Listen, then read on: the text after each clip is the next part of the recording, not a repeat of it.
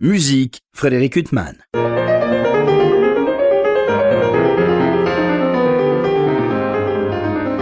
Bonjour, Frédéric Huttman au micro. J'ai le plaisir de vous retrouver pour un nouvel entretien. Aujourd'hui, j'ai l'immense plaisir de recevoir Philippe Bianconi. Bonjour. Bonjour. Alors Philippe, je vous reçois à l'occasion de la parution d'un double album, comme on disait dans mon temps, consacré à l'intégrale de la musique pour piano de Maurice Ravel. C'est la deuxième fois en 30 ans que vous enregistrez ces chefs-d'œuvre.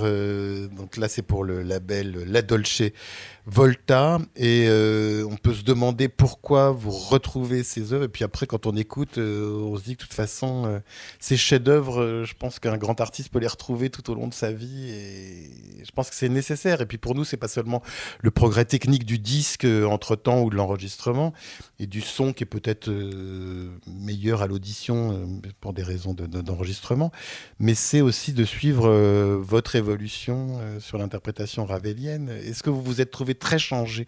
D'abord, est-ce que vous avez réécouté votre premier enregistrement? À vrai dire, non. C'est-à-dire, bon, quand Michael Hadda, le directeur de la Dolce Volta, m'a demandé d'enregistrer une intégrale Ravel, il n'avait pas ça à son catalogue et il m'a dit je voudrais que ce soit toi. J'ai quand même beaucoup hésité, justement, parce que je me suis dit est-il vraiment nécessaire que je refasse ça? Est-ce que j'aurais quelque chose de plus à dire sur ces œuvres? Et j'ai fini par accepter parce que, évidemment, la proposition était quand même très, très alléchante et puis m'a énormément touché aussi. Donc, je ne pouvais pas y répondre par la négative. Alors, j'ai accepté. J'ai commencé à réécouter ma précédente intégrale et j'ai arrêté très vite. Parce que, justement, mon souci était de savoir si j'allais pouvoir faire quelque chose aller plus loin dans la lecture de ces œuvres, proposer quelque chose de plus. Et quand j'ai commencé à écouter, j'ai commencé à tout analyser et je me suis dit, oh là là, je ne prends pas les choses du bon côté. Parce que je savais que j'allais absolument vouloir faire des choses différentes en me disant, ben non, là, il faut absolument que je fasse un peu plus de crescendo, là, il faut absolument... Et je me suis dit, c'est pas du tout comme ça qu'il faut aborder. Il faut oublier ce que j'ai fait. Il faut laisser simplement la vie à passer, la maturité est arrivée, la réflexion, l'expérience. Il faut laisser à toutes ces choses-là faire leur travail, tout simplement. Et puis, il faut que moi, maintenant, je me replonge dans les œuvres, dans les partitions, que je réfléchisse, que je cherche, que je creuse, et que je dise ce que j'ai à dire maintenant, et surtout pas en comparaison de ce que j'ai pu faire auparavant. Philippe Bianconi, moi je me disais quand même, on écoute ces deux disques avec cette musique, il y a à peu près pour 2h20 de musique, il n'y a pas une note qui ne soit pas frappée au coin du génie, c'est-à-dire qu'il n'y a pas une note qui ne soit pas un chef-d'œuvre dans cette musique pour piano de Ravel, comme du reste dans toute la musique de Ravel. Et quand vous la jouez, cette musique, il n'y a jamais eu chez vous d'un moment où vous en avez eu assez de travailler cette musique? Vous avez toujours aimé d'un même amour toute cette musique pour piano de Ravel? Toujours. Toujours. Je n'en ai jamais eu assez.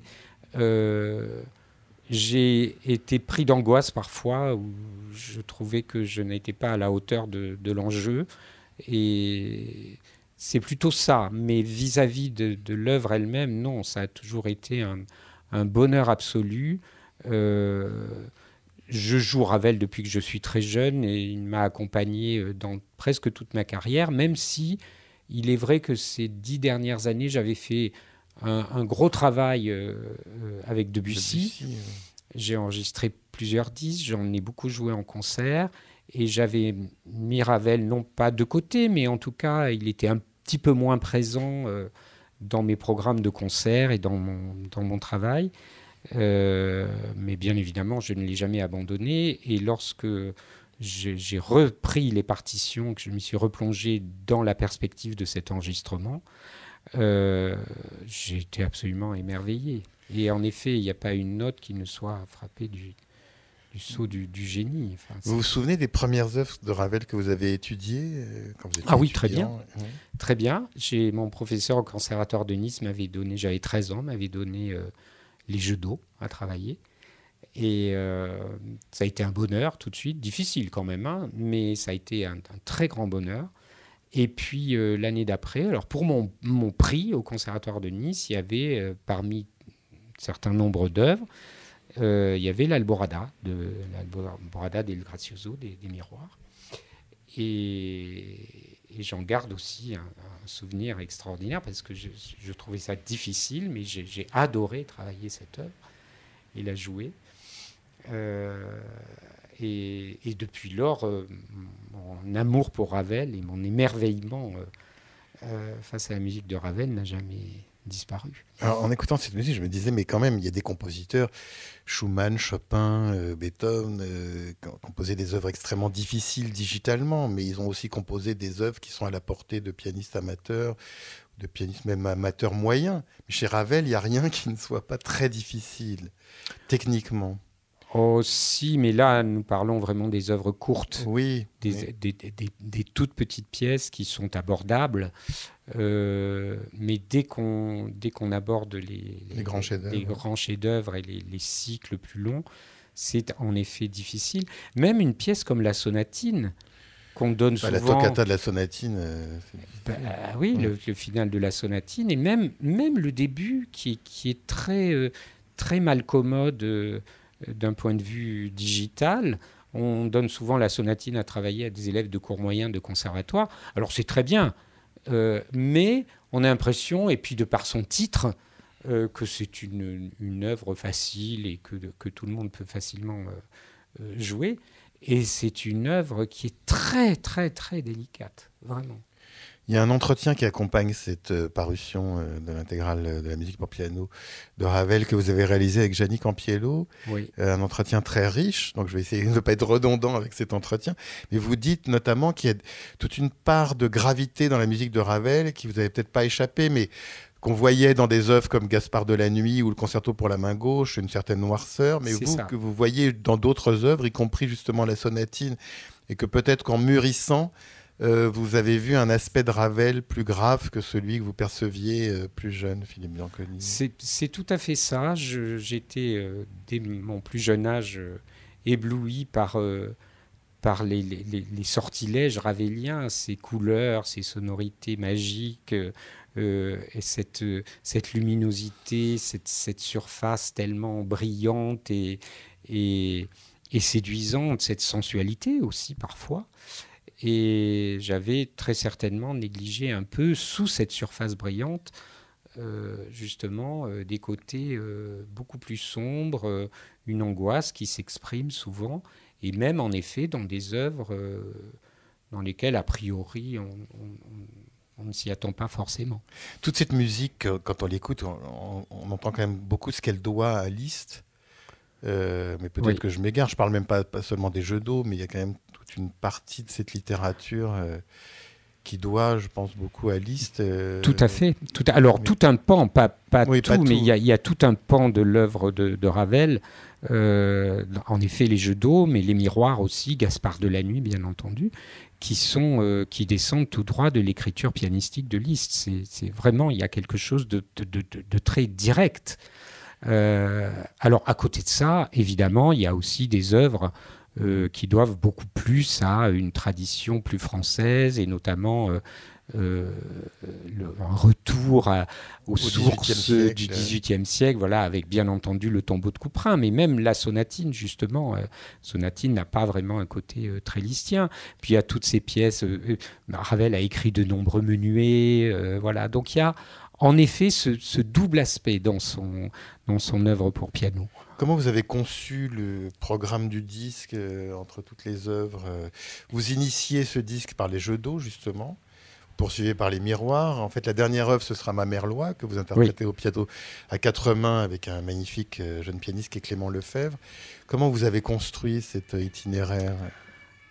Ça n'a pas été facile, je dois dire. Alors, l'idée de mettre jeu d'eau au début, pour commencer, a été une évidence pour moi.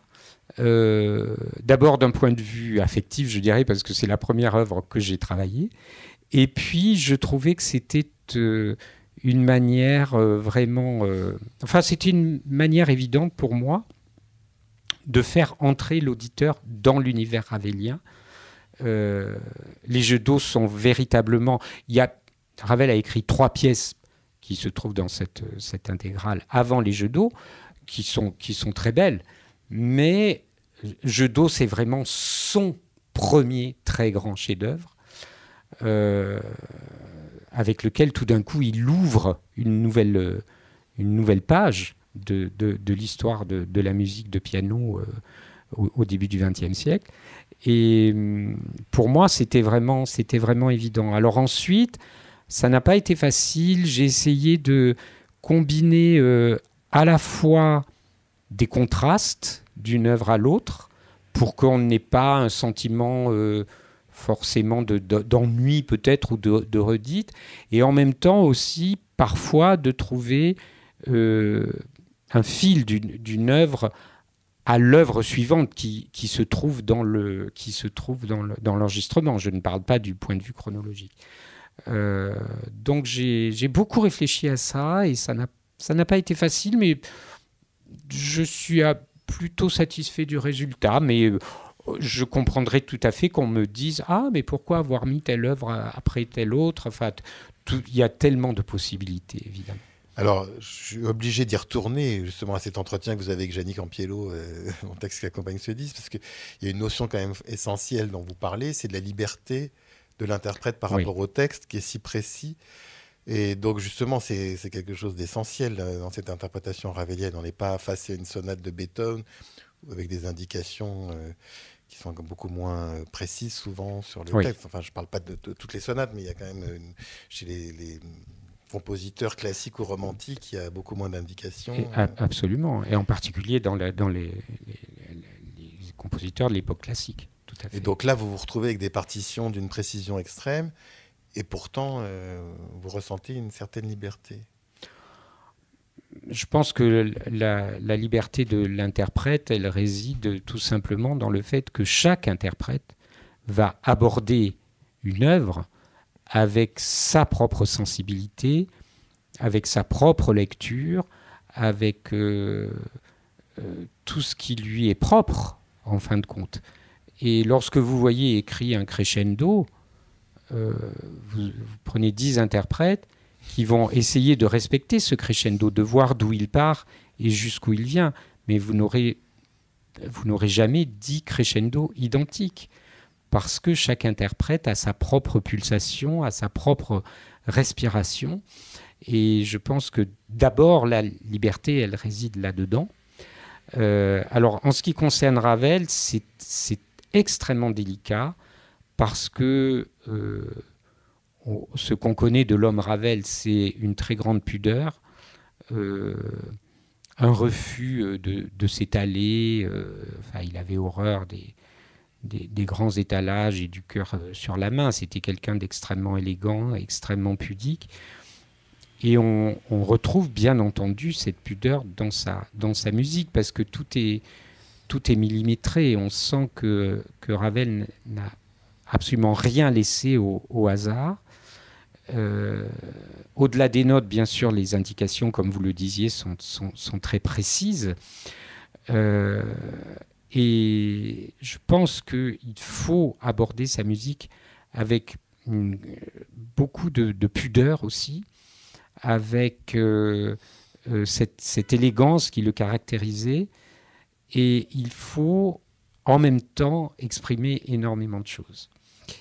Donc c'est un équilibre qui est très délicat à trouver, parce que, à mon avis, on ne peut pas se permettre des choses absolument échevelées ou des débordements romantiques ou post-romantiques. Mais en même temps, il faut exprimer tout ce qu'il y a à exprimer, à savoir, en effet, ce dont vous parliez tout à l'heure, cette gravité, ce côté sombre, cette angoisse, une expression très grande aussi. J'ai été frappé, là, en reprenant les partitions au moment de la préparation de ce disque, de voir, enfin, je les avais vues, bien entendu, mais je me suis rendu compte de l'importance d'un adjectif que Ravel emploie tout le temps, c'est expressif, ou très expressif. Toutes ces partitions sont truffées de très expressif. Alors, qu'est-ce que ça veut dire, très expressif? C'est très délicat, parce qu'on peut faire un rubato absolument fou. À mon avis, il faut arriver à donner cette expression tout en gardant à la phrase son élégance, sa ligne, sa beauté, et c'est là que c'est difficile. Alors j'espère être arrivé à trouver cet équilibre, justement, entre cette pudeur, ce côté très français, finalement, qui peut renvoyer à une forme de littérature. Je ne sais pas, si on pense au théâtre classique, j'aime beaucoup Racine, par exemple. Il y a chez Racine cette pureté de la langue, cette élégance absolue, et à travers laquelle il exprime des choses parfois absolument monstrueuses. Bon, et avec Ravel, c'est un peu ça, je crois.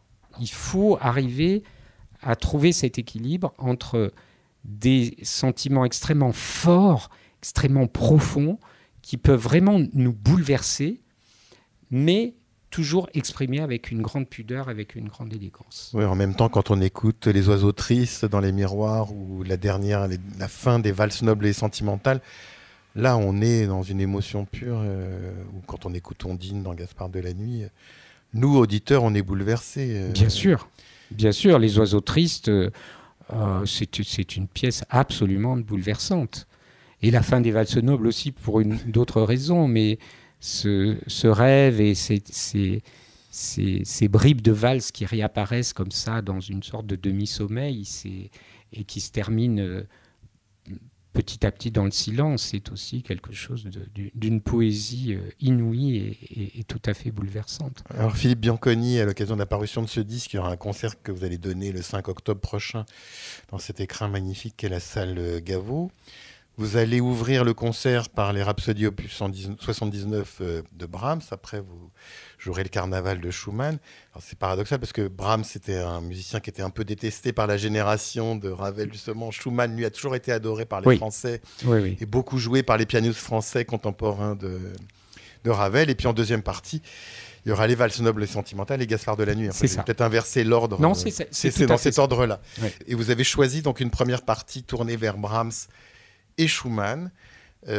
Pourquoi justement ouvrir ce concert effectivement, vous avez dit on ne va pas consacrer tout le concert peut-être à la musique pour piano de Ravel. J'aurais pu, mais n'en avais pas forcément envie.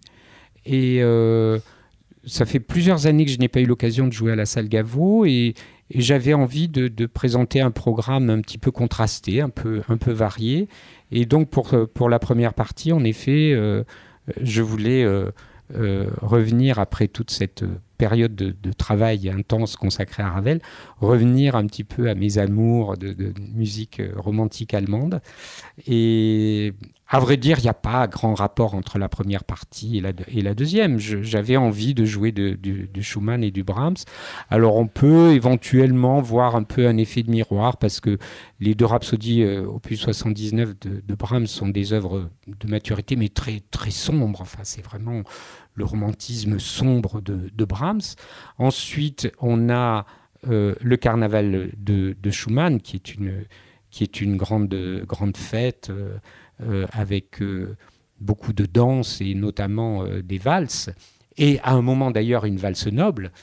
Et puis en deuxième partie, alors je commence par les valses nobles et sentimentales de Ravel, donc on a là aussi une suite de danse, et je termine avec Gaspard de la Nuit, qui est l'œuvre la plus noire de Ravel pour le piano. Donc il y a une sorte peu d'effet miroir, mais bon, on peut toujours trouver une cohérence après coup. Toujours essayer de trouver une... Disons que vous avez envie de jouer ces œuvres. J'ai eu envie, ça tombe très bien parce qu'on a très envie de les écouter. Voilà. Et puis Ravel, évidemment, qui occupe toute la deuxième partie, là, c'était une évidence avec la sortie de cette intégrale, bien entendu. Vous parlez du Carnaval de Schumann. Schumann aussi, c'est quand même un compositeur auquel votre nom est vraiment associé, Philippe. Vous avez entendu il y a quelques années jouer les David Wonder Tänze justement à Paris. C'est une œuvre aussi qui vous est chère. Et ce carnaval, bien sûr, c'est sublime de bout en bout aussi. C'est un compositeur qui vous accompagne aussi, comme Ravel, depuis toujours, Schumann Oh oui, je peux dire ça. Je crois qu'il n'y a pas eu d'éclipse. J'ai toujours aimé Schumann et je ne me souviens pas d'une période de ma vie où je l'ai mis de côté, ou en tout cas jamais très longtemps. C'est un compositeur qui me bouleverse et qui est d'une telle richesse. Voilà. À côté de Ravel, Schumann aussi est toujours là, présent dans ma vie et dans ma vie musicale. Alors, quand on pense à Ravel et qu'on pense aux grands interprètes français, on pense bien sûr à Vlado Perle-Mutter. C'est un pianiste que vous avez pu rencontrer, avec qui vous avez pu discuter? Malheureusement pas. J'aurais tout à fait pu, parce que j'appartiens à une génération qui aurait pu travailler avec lui, mais je n'ai pas eu cette chance. Je l'ai entendu sur le tard en concert. J'ai bien sûr ses enregistrements, et notamment les 2 intégrales Ravel qu'il a gravées à pas mal d'années de distance. J'ai aussi un petit livre qui est un livre d'entretien qu'il avait fait avec Jean Roy. Ouais, exactement, très intéressant, où il raconte un petit peu donc puisqu'il a travaillé avec Ravel lui-même toutes ses œuvres, ce que Ravel lui disait, parfois sur des choses extrêmement précises, et donc c'est une source évidemment précieuse. Par ailleurs, j'ai travaillé avec Gabi Casatsu, et Gabi et son mari Robert ont beaucoup fréquenté Ravel dans les années 20 et 30, et elle-même a eu l'occasion de jouer plusieurs de ses œuvres à Ravel, qu'il avait un petit peu conseillé. Donc j'ai eu aussi de ce côté-là une source directe. Ce qui est incroyable dans cette musique, c'est quand même qu'entre le Tombeau de Couperin, Gaspard de la Nuit, les Valses nobles et sentimentales, les Miroirs, c'est quand même des univers qui à chaque fois... On reconnaît tout de suite Ravel, c'est quand même des univers qui sont très loin les uns des autres. C'est vrai. Ça qui est extraordinaire. Chaque fois, il explore un univers. C'est vrai. C'est toujours lui, c'est toujours son langage, finalement, d'une certaine manière, qui, somme toute, n'évolue pas énormément. À partir du moment où Ravel trouve son langage, il s'y tient. Bon, dans les œuvres des années 20, où il n'écrit plus du tout pour le piano, oui, il y a des choses peut-être qui vont un peu plus loin parfois, mais... oui, la sonate pour violoncelle et violon. Par exemple. Littérature, par exemple. Mais le langage de Ravel est immédiatement reconnaissable, mais à travers des formes, à travers des écritures extrêmement différentes. Et en fait, on sent bien que Ravel n'a pas du tout envie de se répéter. Je pense qu'il aurait trouvé de très très mauvais goût de se répéter, contrairement à d'autres compositeurs. Et donc... à partir du moment où il a exploré quelque chose, c'est terminé. Il y a un point final, et il passe à autre chose, et il explore autre chose. Et ça, c'est vraiment extraordinaire avec lui. Parce qu'on a une œuvre qui est à la fois, qui présente une très grande cohérence, mais aussi une variété absolument sidérante. Alors, parmi ces œuvres, certaines ont été orchestrées, comme le Tombeau de Couperin, pour partie...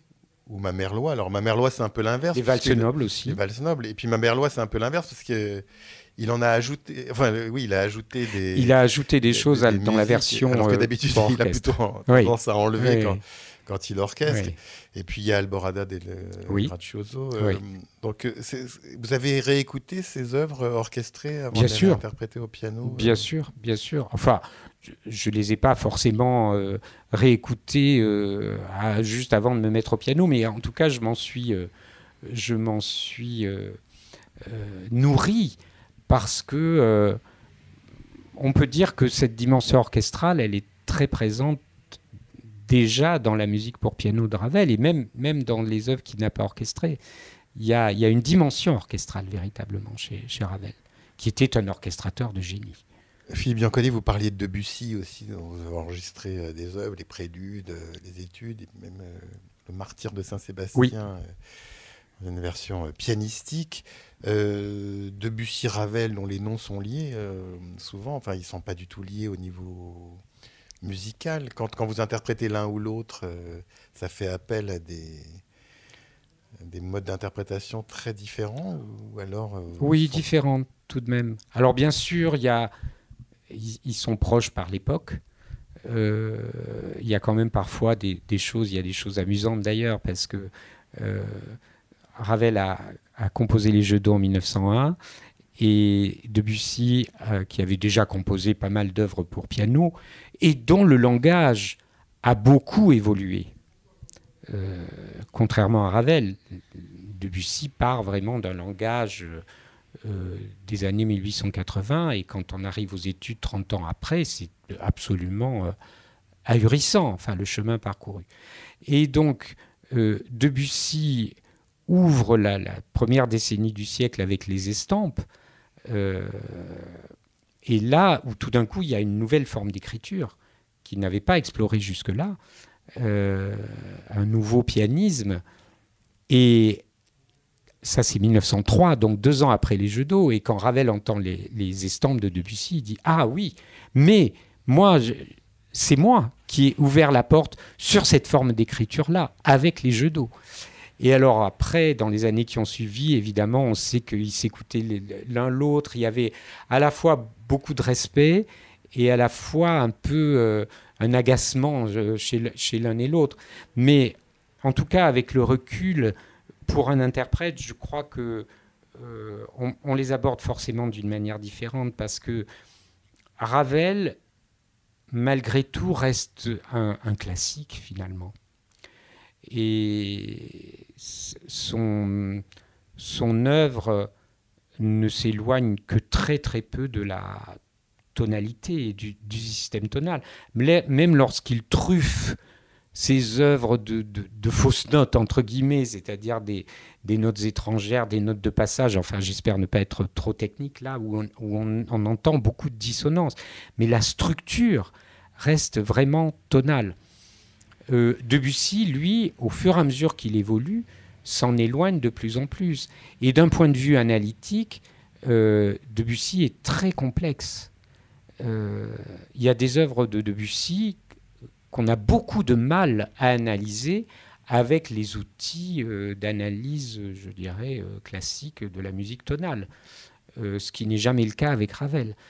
Il y a donc un mystère chez Debussy qui me fascine, parce que parfois, il y a des œuvres même, très franchement, on ne sait pas comment elles tiennent debout.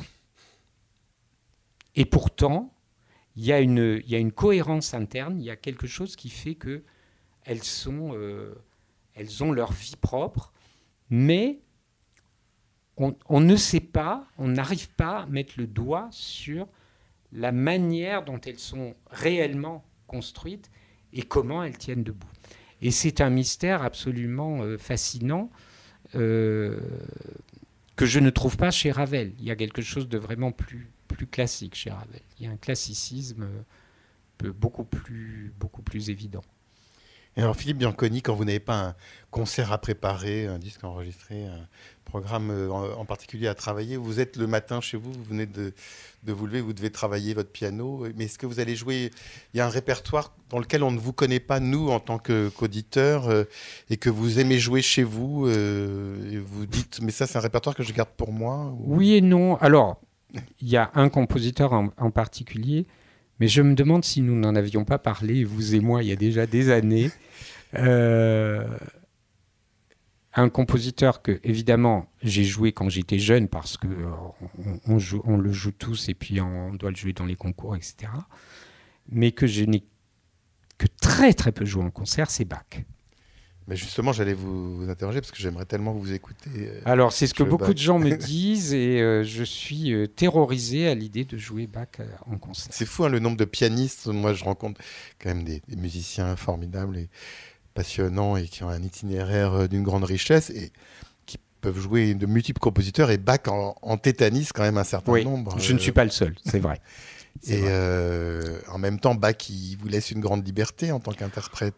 Il y a une très grande liberté dans la mesure où vous parliez tout à l'heure des indications qu'on trouve chez Ravel. Chez lui, il n'y a pas grand-chose. Chez Bach, il n'y a rien. Oui. Donc là, on est absolument libre. Et quand on entend, en effet, des très grands interprètes, des enregistrements de très grands interprètes, on entend sur la même œuvre des choses tellement différentes qu'on est parfois effaré.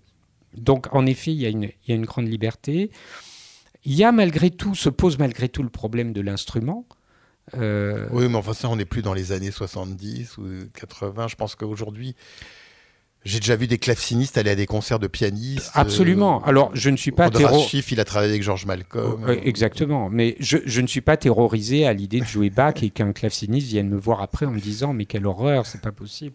Non, c'est plutôt moi le rapport à l'instrument lui-même dans Bach, l'usage de la pédale. Et puis, alors une chose qui est peut-être moins avouable maintenant en plus, et c'est pour ça que j'aurais dû probablement en jouer quand j'étais plus jeune, mais à mon âge, la mémoire me fait un petit peu peur. Et je me dis, après tout, nous vivons une époque où le sacro-saint récital, où on joue tout par cœur, n'est plus une règle absolue. Sviatoslav Richter, il donnait des concerts avec partition, ça choquait pas. Absolument. Et puis maintenant, il y a beaucoup de gens qui jouent parfois avec partition. Enfin voilà, on est devenu beaucoup plus souple de ce point de vue-là. Alors je me dis que peut-être avec partition, peut-être un jour je m'y risquerai. Bon, en attendant, on a de quoi faire avec Brahms, Schumann, puis on peut vous écouter jouer. Moi, je vous ai entendu en récital jouer Chopin, Beethoven, l'opus 110. Oui. Justement, je vous avais entendu dans l'opus 110. Je vous connais peu dans le répertoire beethovenien. Vous jouez beaucoup de sonates de Beethoven? Alors, je ne les ai pas toutes jouées, mais j'en ai quand même joué pas mal. Il est vrai qu'elles sont moins présentes dans le quotidien, je dirais, de mon répertoire de concerts. Mais j'en ai quand même très, très régulièrement joué dans ma vie. Je suis aussi, pour des raisons différentes, mais un petit peu intimidé par Beethoven. J'ai beaucoup joué les concertos et j'ai eu moins d'angoisse à jouer les concertos. Je ne sais pas. Même le quatrième. Et même le quatrième, qui était mon premier concerto de Beethoven, que j'ai travaillé quand j'avais 18 ans. Qui aussi lui fait peur à certains, tellement il est pur. Pas que les autres ne le soient pas, mais il y a une sorte de beauté. Mais il y a une beauté absolument extraordinaire dans le quatrième. C'est mon préféré d'ailleurs. Enfin, j'adore l'empereur et je trouve le troisième. Oui, on les adore tous, mais le quatrième, il y a une place à part. Le quatrième, absolument. Mais le fait d'être avec l'orchestre et donc... peut-être ce dialogue, parce que moi je considère toujours un concerto comme de la musique de chambre à une grande échelle, mais on n'est pas tout seul, on joue ensemble. Face dans le récital et notamment face par exemple aux sonates de Beethoven, on est tout seul et ça peut être un petit peu impressionnant. Mais enfin, j'en ai quand même joué assez souvent, bien sûr. Bon, en attendant, il y a ce concert le 5 octobre prochain, Brahms, Schumann et bien sûr Ravel.